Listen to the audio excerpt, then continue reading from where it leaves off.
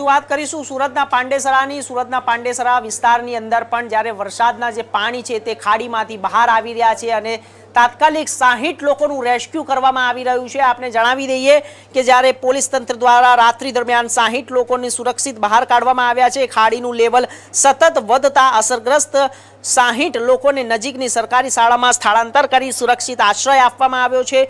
ઉપરવાસમાં ભારે વરસાદને કારણે ખાડીમાં પૂર જેવી સ્થિતિ સર્જાતા ફાયર બ્રિગેડ, પાલિકા અને પોલીસની સંયુક્ત ટીમ અને બળ સાથે બચાવ રાહત કામગીરીમાં વ્યસ્ત રહી હતી।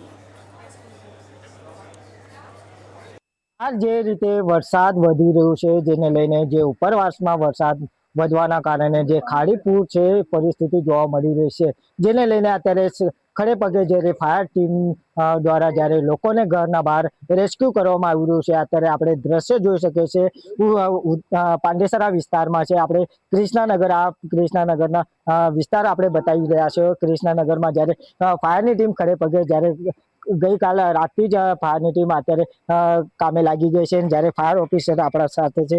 સાહેબ, કઈ રીતની રેસ્ક્યુ કરવામાં આવી રહ્યું છે? કેટલા લોકોને અત્યાર સુધીમાં બહાર કાઢી ચૂક્યા છો?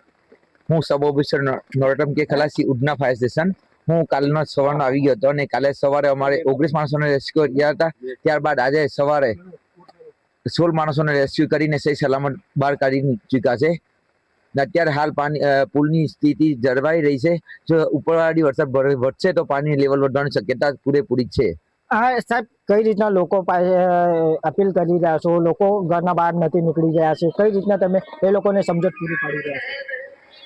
હું લોકોને ઘરે ઘરે જઈને સમજાવ્યા અને લોકોને બહાર નીકળવાની અપીલ કરી કે સહી સલામત સ્થળે ચાલ્યા જાઓ। અમુક લોકો માની જતા હોય છે અને અમુક લોકો માનતા નથી ઘરે બહાર નીકળવાનું। જે રીતે ફાયર ઓફિસર જણાવી રહ્યા છે, જે લોકો માની નહીં રહ્યા છે એ લોકોને બી સમજણ પૂરી પાડવામાં આવી રહ્યું છે। જ્યારે લોકોએ સહી સલામત રીતે જે ઉપર જ્યારે ખાડી પૂરની જે પરિસ્થિતિ જોવા મળી રહી છે જેને લોકોને બી અત્યારે સમજણ પૂરી પાડવામાં આવી રહ્યું છે। જ્યારે ખડે પગે જ્યારે ફાયર ટીમ ગઈકાલથી જ અત્યારે લોકોને સુરક્ષિત બહાર કાઢવા લાગી છે અને જેને લઈને જે ઘટનાઓ ન બને તેને લઈને બી અત્યારે સુરત મહાનગરપાલિકા ની ટીમ અત્યારે ખડે પગે જોવા મળી રહી છે। રવિ વેંડે, ઇન્ડિયા ન્યૂઝ, સુરત।